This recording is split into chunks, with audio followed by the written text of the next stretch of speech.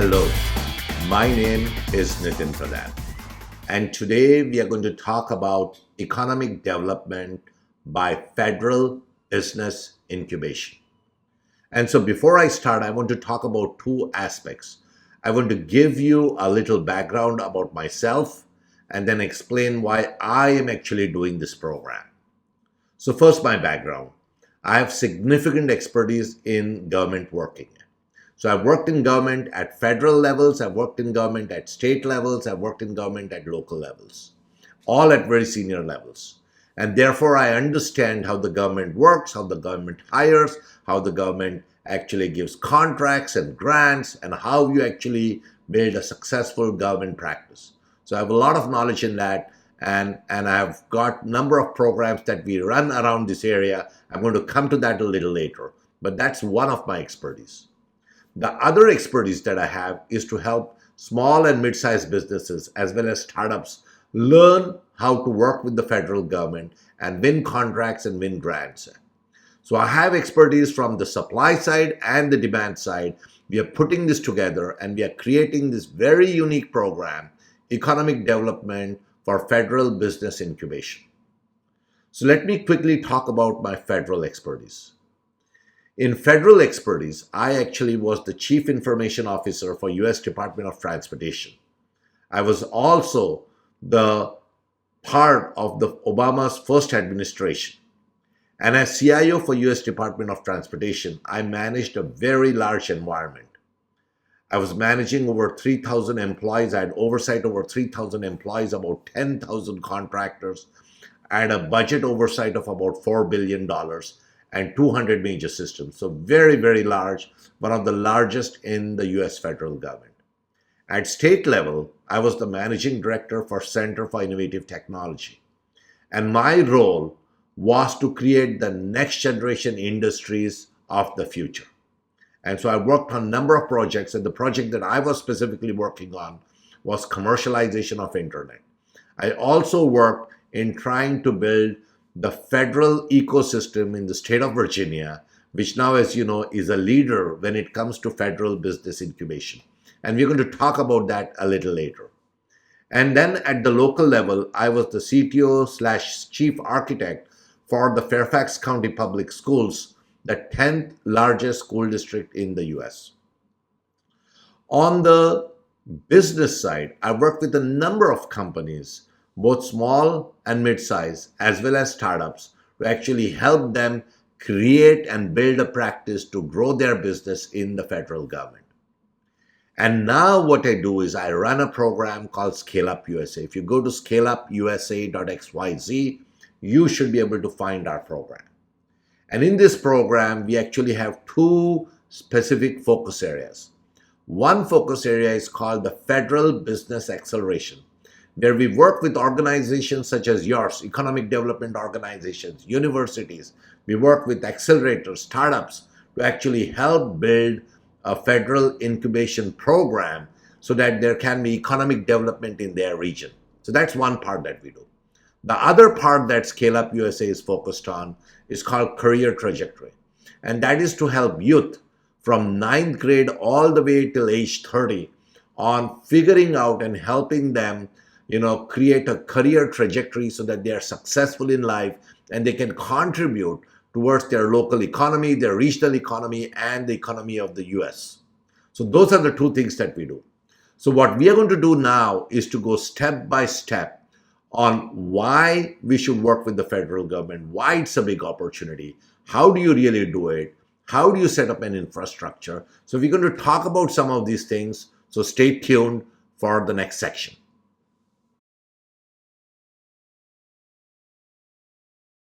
What I want to do now is to start with the humongous opportunity that the federal government offers. So first and foremost, I want to mention here clearly that the federal government is the world's largest marketplace. And how do we know that? We know that from usaspending.gov. So we are on this site here, and what I want you to understand here is what this opportunity is in terms of federal government in grants and contracts and asset purchases that the federal government is doing. and then understand how this opportunity has been growing year over year. So let's start with that. So first and foremost, what I want to do is to sort of look at the 2017 federal government opportunity. And if you see here, it's sort of broken up in various categories here. This is the contractual services and supplies, which is really the contracts that the federal government gives. So in 2017, the federal government gave $834 billion worth of contracts. It did about $4.5 trillion in grants and fixed charges. And then it did an asset purchase of roughly $180 billion. So all put together a very, very large amount. That was in 2017. So watch these figures first, the $6.4 trillion. Let's see what happened to it in 2018. That 6.4 went to $6.6 trillion in 2018. Let's see what happened in 2019. In 2019, it went to $6.9 trillion. And all of this stuff is increasing proportionately. So now the contractual services are almost $1 trillion. The grants are $4.7 trillion. And the asset purchases are about $234 billion.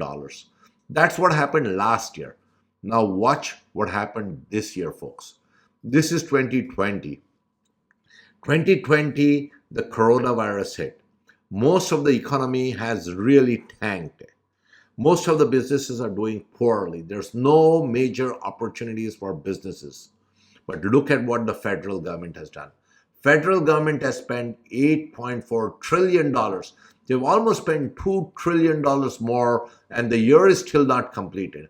And now you can see the contractual services going up, the fixed grants are going up. It's gone to $5.8 trillion. Acquisitions have gone up. If you look at the acquisitions, that is going up. Just look at this. All of these things are expected to grow up. So the contracts and the assets will probably go up a little bit. The grants have gone up substantially.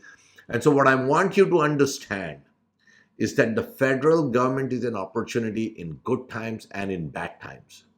And therefore, if you're a startup, if you're a small business, if you're a mid-sized business, or even if you're a large business, you have to keep one foot in the federal pie. And to do that is a little complicated because working with the federal government is not easy. There are rules and regulations and policies and structure and bureaucracy and all of these kind of things. That's why companies need a lot of help. And that is why you need to set up a federal business incubation program within your economic development organization. And we can help you set that up. We have most of this program online. You can use that up, but there are a host of other things that we do that you will sort of realize. But what I wanted you to understand in this section is that the federal government opportunity is the largest marketplace. You need to focus on it, and you need to not just focus on it, but do something about it by setting up a federal business incubation program in your economic development organization.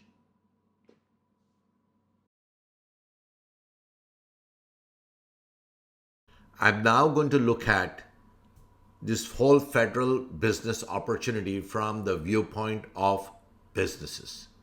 So I've got this data from Small Business Administration. As you can see here, there are roughly about 30.7 million small businesses in US.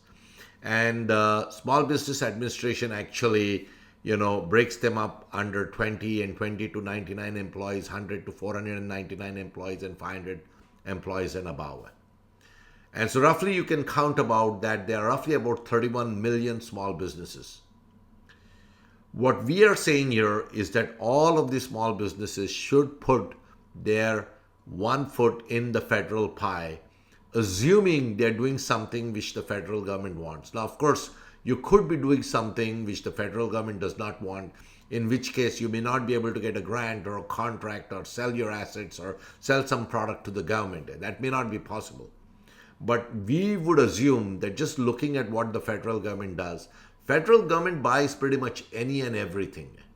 So if you're a small business, you're creating a product or service which the federal government is actually buying, you should at least explore the possibility that your product or service can be sold to the government, because it's such a large entity, it's got such buying power, And most importantly, you can sell to the federal government even in the worst of times. So it actually gives you a hedge or a cushion that you may not have in the private sector.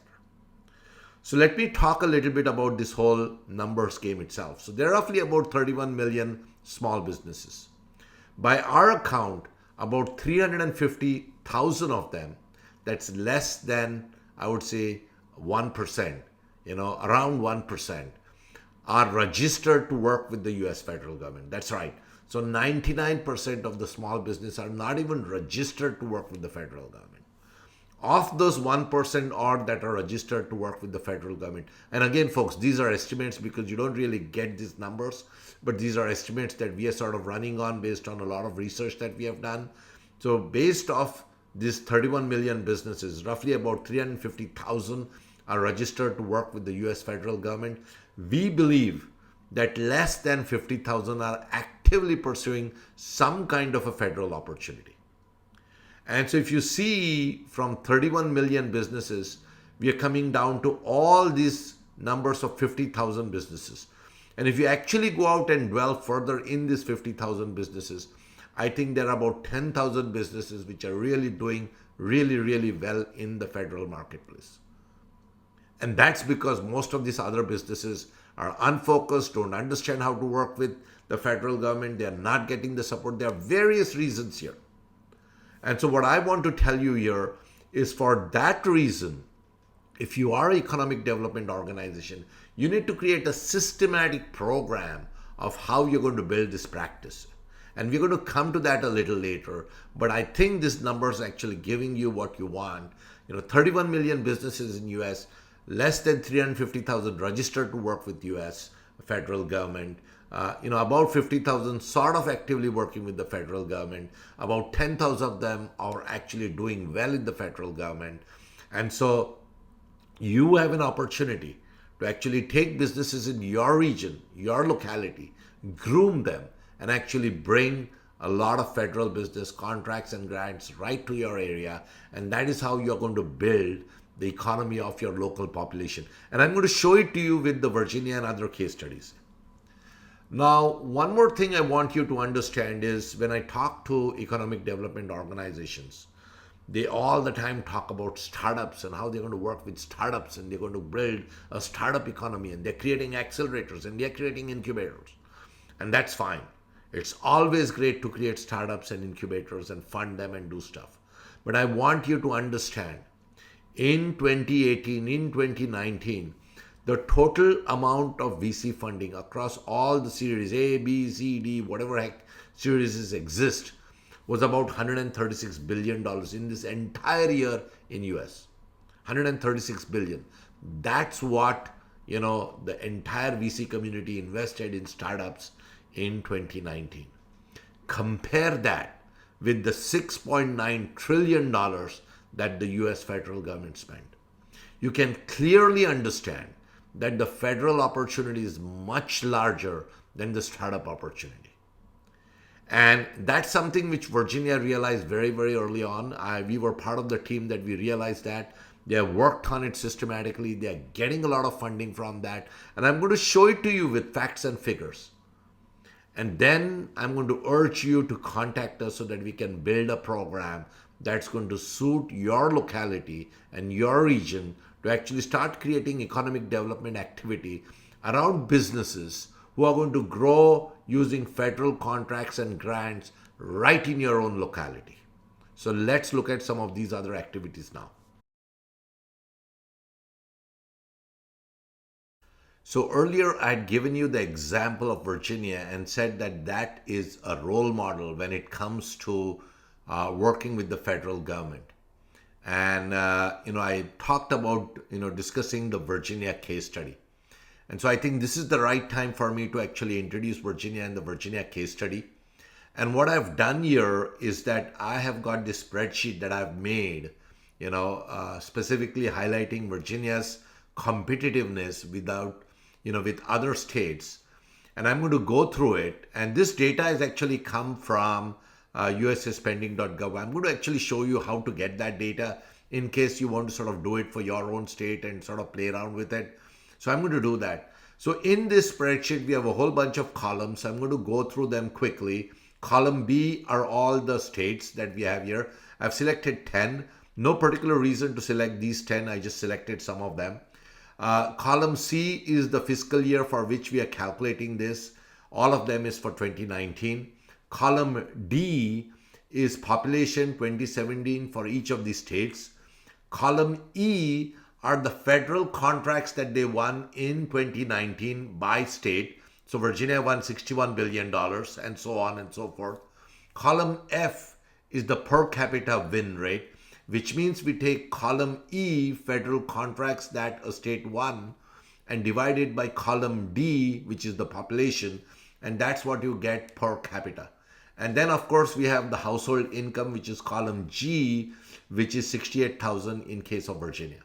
So what I suggest is take 2 minutes and actually just stop this video and look at it in a greater detail because it's worth looking at. So Virginia has a population of about 8.5 million, got $61 billion in contract. That accounts for roughly $7,261 per capita. That's dividing 61.5 billion divided by 8,470,000. And they have this medium income of 68,000. So if you assume there are a couple of people in that household income, and each of them is getting about $7,000 because of this federal contract, you can see how much of an impact, the medium household income is having because of Virginia doing so well in the federal contracts. Let's say you have a household income of, with two people and in the family, and if you sort of say 7,000 per capita, so $15,000 got added into that household income because of the federal contracts. Just imagine that impact. Now let's compare Texas. Texas has a population of 28 million plus. It won $51 billion. That comes to a per capita rate of about $1,800. And the household income is $56,000. So again, if you had a two-person family in Texas and they just got $1,800, so off that 56,000, about $3,600 are coming because of federal.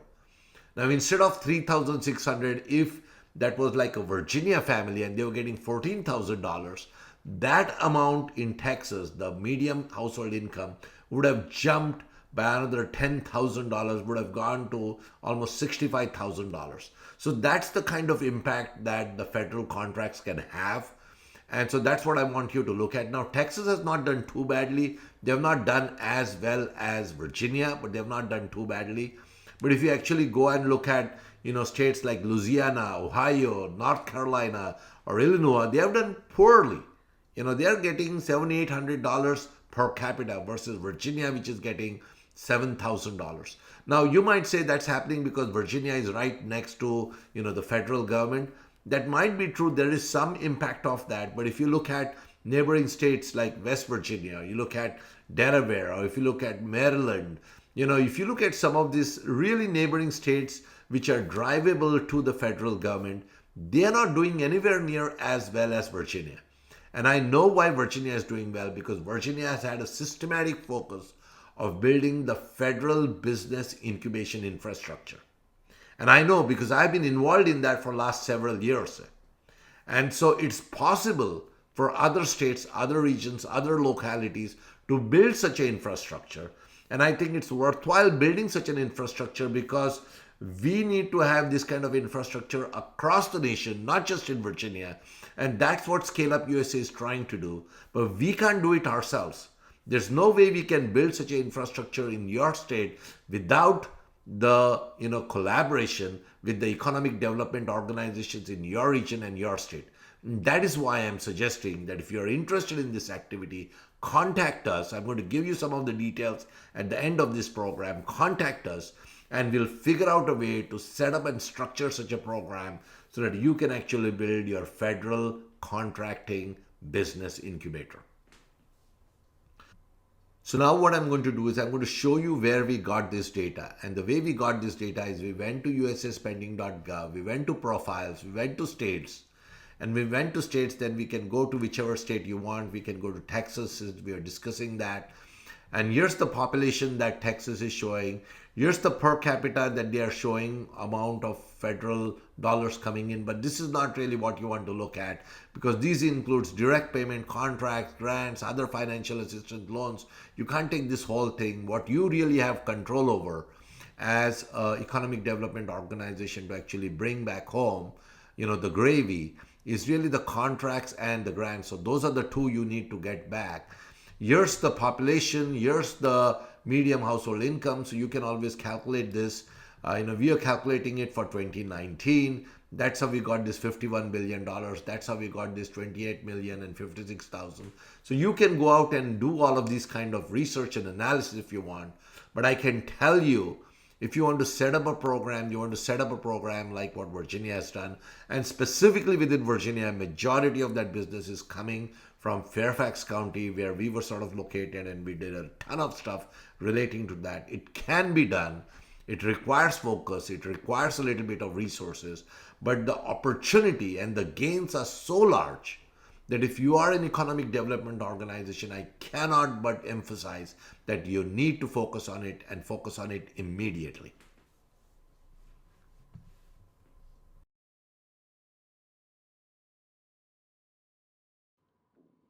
So now the big question is, why was Virginia so successful? So I want to get into that in a little bit more detail.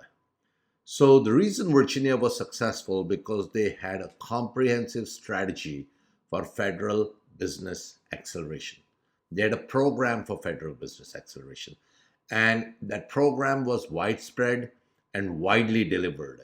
And we are going to talk about such a program in the next section, but I just wanted to start off with that particular activity.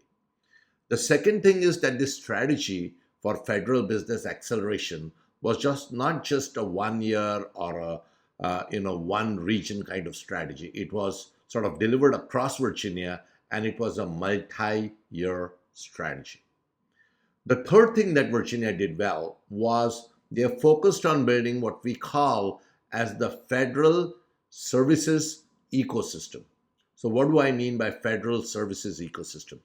So if you're going to work in the federal government arena, and if you're a business, you will have to work and understand the federal procurement laws. You'll have to understand the federal accounting laws, the federal regulations relating to cost accounting. There are very specific policies, procedures, and regulations that you need to understand and implement. And as a business, you are going to need services organizations who can guide you along these lines. And these could be, accounting firms that specialize in federal government contracting. It could be law firms which specialize in federal government accounting.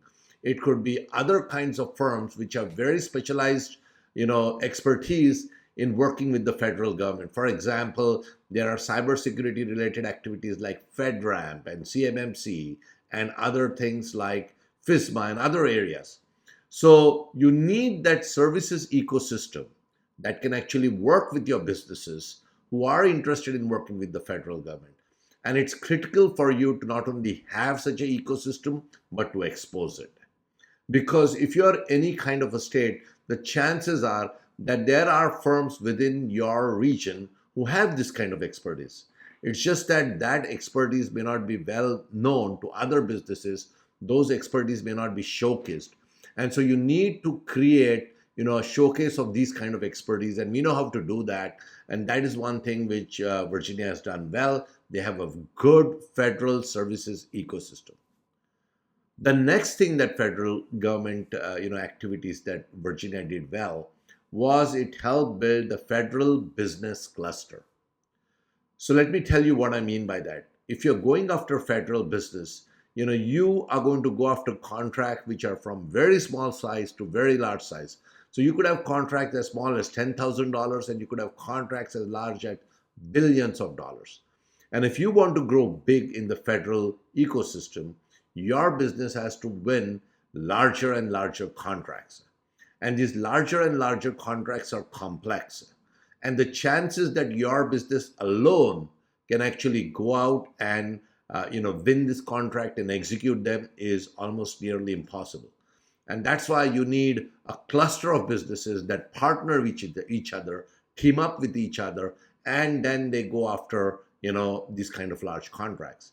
And it makes a lot more sense if you can partner with businesses which are nearby, so that you can team up, meet them, contact them, and partner more effectively, versus you're trying to sort of partner with the company out of state or far away. And that's why creating that federal business cluster, where there are a number of companies who are working with the federal government with different specialities, that can combine and team up between each other and actually can go out and win some of these contracts, becomes very, very essential. So let me give you an example. Let's say that the federal government puts out a new contract, a multi-billion-dollar contract for building the next generation of aircrafts. If something like that has to be built, the companies that are going to be building that are going to have, a number of companies in their team. So perhaps Boeing might team up with Lockheed, a number of smaller federal contractors and subcontractors to actually build the team which might ultimately win. So if you are a state which is trying to sort of grow federal contracts, you want to see that some of your small to mid-sized federal contractors can team up with some of these larger companies and actually can then win some of these contracts. And that is why building the federal business cluster, where there are a number of companies that can team up with small and large federal contractors to win contracts, becomes a very, very important activity. And then finally, one of the other things that Virginia did very, very well is that they incentivized businesses to go after federal contracts and grants. Most businesses are a little afraid, a little intimidated. They're a little confused when they want to go out and win federal contracts, because, the process is so daunting. And so you need to do a couple of things. You need to start mass scale education of your businesses and entrepreneurs and startups about the federal business opportunity. And then you need to give them some kind of incentive, some kind of support, which might be financial, so that they can go out and actually start winning some of these contracts. And once they get that small incentive, it could be an incentive for them to write proposals for federal government, or it could be an incentive where they can go out and meet federal government organizations. There could be various kinds of incentives that can be structured, and that is the other part that you need to have. You need to have incentives for businesses to actually go out and apply for federal contracts and grants, and the whole application process itself, evaluating opportunities, teaming up with like-minded federal contractors, and then actually submitting the contracts, and then actually winning and executing that, takes a lot of time, effort, and money, and it has a level of risk to it. So if the state or the region or the local economic development organization actually creates structures with local banks and other things, that can be very, very useful. And so these are the kind of incentives that you need to set up in your own region. And so what we are going to do in the next session is we're going to talk about the federal business acceleration program that we have, and then we can talk about how this can be customized for your end. But that's the level of expertise that Virginia was able to bring in. It has systematically delivered, and as a result, now they are coasting and getting all these federal contracts. And along with that, there are open grants which they can win. Open grants are very similar to contracts. And so the federal government is giving out a whole bunch of them, and Virginia companies are winning them and are actually executing these contracts not only in Virginia, but all across the nation and even around the world. So let's now look at, in the next section, how can you structure your solution to actually win large federal contracts.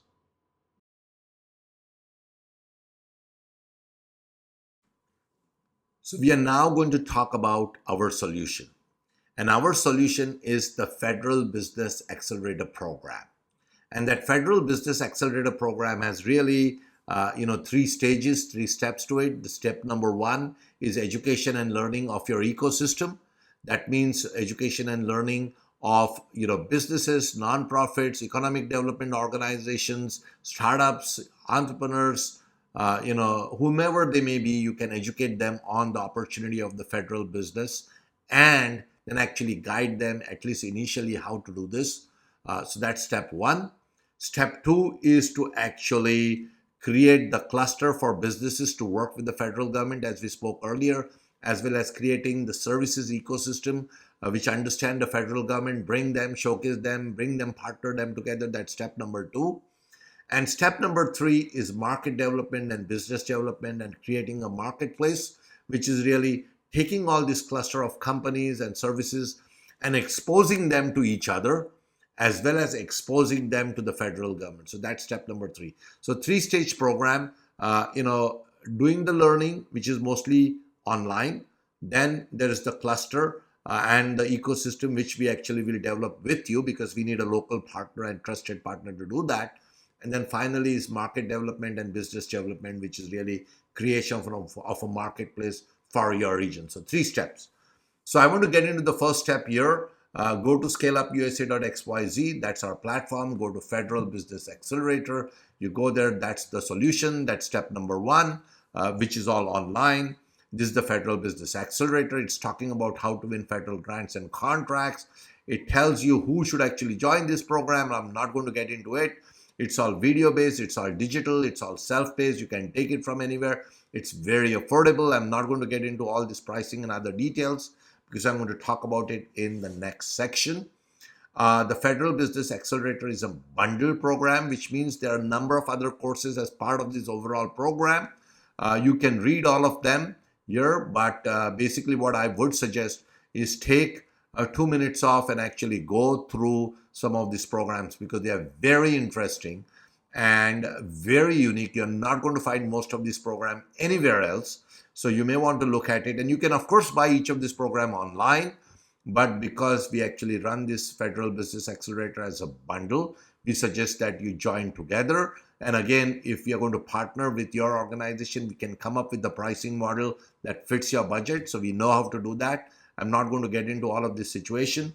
What I will also tell you is, if you look at the economic development course program that I mentioned at the beginning of this session here, you will find in that particular course, I've gone in detail through each of these courses, why they were included, and what's unique about them. So I would suggest looking at that course if you're very interested in this bundle. But again, there are lots and lots of programs here available, very unique. I don't think there's anything even close to this. And we keep on adding programs to this area as and when required. So that's really where we are going with this. Again, this can be delivered anywhere, and it has the capacity to take tens of thousands, if not hundreds of thousands of simultaneous users. So this is well developed, well created program, all video based, pretty interesting. You'll learn a lot and it will have visible impact. So this is stage number 1. And then of course you have stage number 2, as I mentioned, which is really, helping you build your local business cluster and economic, services cluster. And we can help you do that. We need a local partner to do that with you. And again, then stage 3 is to take all those companies and expose them to each other and to the federal government through a marketplace. And that's the program that we'll also actually set up here. If you actually go here, you will see we discuss market development as a service. This is the stage 3 program. So stage 1 is education. Stage 2 is to build, the ecosystem at your end and the cluster at your end. Stage 3 is market development, market growth, business development, all of that through a marketplace kind of opportunity. I'm not going to get into this. If you want to understand more, take some of these programs and you'll understand that. So that's really the program. Now let's look at, how we can actually work within your budgets to actually create such a program locally at your organization.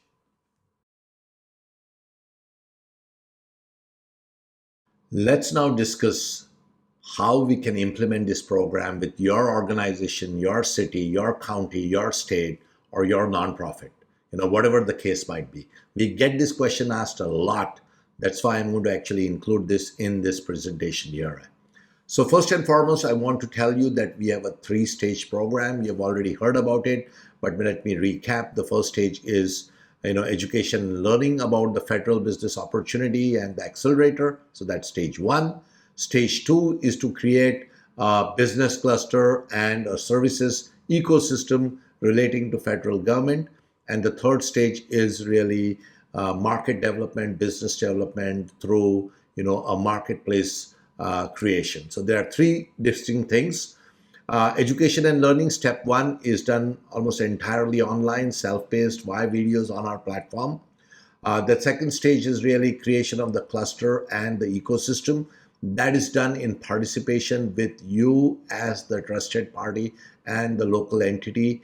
And therefore, this is done where we are advising you and you are actually doing it locally under our advice. And we can use it and do it using a platform like Zoom, so where we are educating you and some of your partners doing that. It is not self-paced, it is live, and it needs to be done one-on-one with you folks. So that's really, again, can be done as a distant learning activity, but it's not self-paced.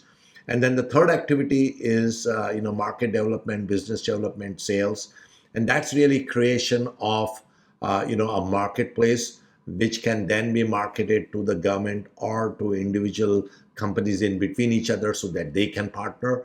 And that is again done on our platform. Again, that is a consulting advisory kind of activity. Again, can be done using video conferencing. So there are really three stages to it. What I'm going to suggest is that we start off with stage one, which is simple, and it's already the platform and program and everything is available. And then we get into stage two, that's a custom activity. We have a separate discussion. And then stage three is really the market development, again, which is a custom activity, which we need to discuss and figure out how large a marketplace and how you want to sort of create it. So three steps. So on the first step, which is really education and learning, we can do it in four different ways in terms of business model, which can suit any of your budgets, whether you have a budget or you don't have a budget.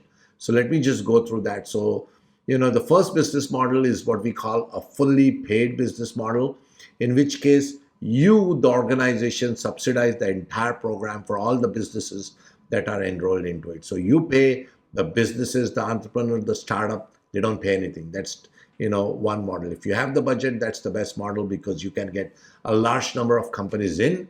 And as you know, the more the number of companies that come in, the more the companies that complete, the more that will go after federal opportunities, more economic development will happen in your organization. So that's one possibility. The next possibility is what we call discounted or partially paid, where you subsidize the program partially. How much you want to subsidize depends on you. So you pay certain part, the businesses pay their part, and then they do the program. So there are pros and cons of doing this. We can discuss that later when we have a one-on-one chat. And then we have something where it's entirely free to your organization. Your economic development organization pays nothing. They actually just market this program in their region. And, the entire burden of cost for taking the program is taken by the businesses, the startup, the entrepreneur themselves. That is entirely possible. Your job is to market it in your region and get as many companies to come in, but it does not cost you a dime because the entire money is being paid by the business themselves. And then finally, there's also a revenue generating model where not only do you not pay anything, but you can actually make some money out of it, in which case you actually market this program in your region. And we track how many people come into this program because of you. And obviously, we're going to charge the businesses a certain amount, and then we'll give you a portion of that amount, that business that you get in, back to you. So you can actually generate some revenues based on how much business you get us and how many businesses you get in. So there are four different models. Again, I would suggest the fully paid model if you have the money. If not, you can do the a discounted model. If not, you can do the free model, and if not, you can do the revenue generating model. So there are four models. You can start off with almost no budget to a large amount of budget. You can decide. We can actually talk to you about it. So there are those opportunities that exist. I think we can have a one-on-one discussion. And if you want to have that one-on-one discussion, you can do it by a couple of different ways. You can actually, contact me on LinkedIn and actually connect with me and we can talk. Or you can actually go to the contact us button on our platform, scaleupusa.xyz, and then connect with me from there. Or you can actually send an email to our system and then I'll get in touch with you. So number of different possibilities here. All I'm going to tell you at this stage is a very big opportunity, trillions of dollars worth of opportunity. You should make the best use of it for your region, your locality, your businesses, your startups. So don't miss out this opportunity. It can be executed fairly quickly in your region because the program platform is already available. You are already a trusted party. Let's get together. Let's do something which will create jobs, new companies, and competitiveness in your region, and actually help the citizens of your locality. Thank you very much.